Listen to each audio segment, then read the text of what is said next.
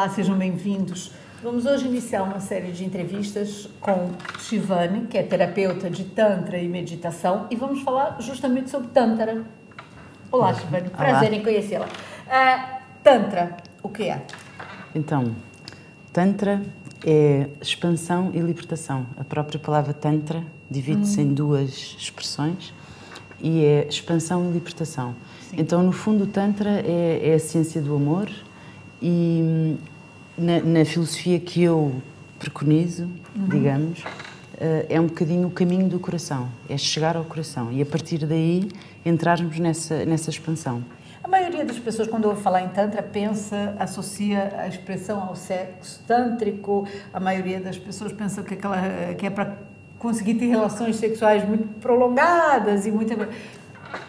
Tantra tem só a ver com a sexualidade? Não, Tantra não tem só a ver com a sexualidade. Eu costumo dizer que Tantra é sexo também, mas é sexo em meditação. Sim. Mas realmente há esse estigma. Todas as pessoas acham que Tantra é sexo, imediatamente, e que é para terem relações sexuais muito prolongadas. Isso é mais maratona, não é? É mais maratona.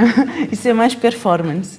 E o Tantra não trata de performance, trata de sentir, de estar, da pessoa, no fundo, estar presente com o outro.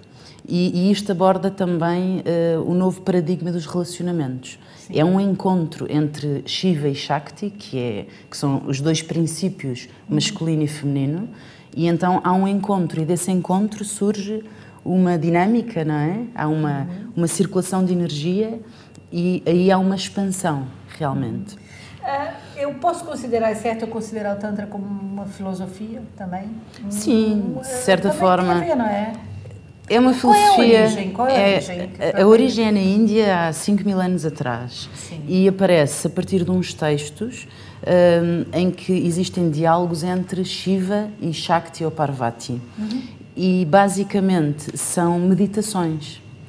E são 112 meditações que fazem parte de um tratado de Tantra que depois foi, enfim, escondido, não é? Até aos tempos de hoje, mas algumas pessoas continuaram a praticar. E o Osho, que é um dos mestres que eu sigo, e o Osho pegou nisso e desenvolveu o Livro dos Segredos, que é a base do Tantra, e no fundo tentou quebrar os padrões em que se vivia aqui na nossa sociedade mais ocidental, não é? Sim. E levar-nos de novo à essência. O que é a essência do princípio masculino, o que é a essência do princípio feminino e como é que nós podemos tocar esses dois princípios e juntá-los. E aí existe uma união, não é? Entre Shiva e Shakti, ou entre esses dois princípios, e existe a possibilidade de expansão. Agora, a grande diferença que o Tantra apresenta em relação ao sexo, que nós estamos habituados a um sexo de fazer coisas, não é? Fazer. O homem sabe como é que vai estimular a mulher sabe como é que vai estimular o homem. Às vezes. Às vezes. Às vezes. Então, há um objetivo. E o objetivo é um orgasmo. Certo. Ou uma ejaculação. E que os homens muitas vezes confundem orgasmo e ejaculação, acham que é a mesma coisa.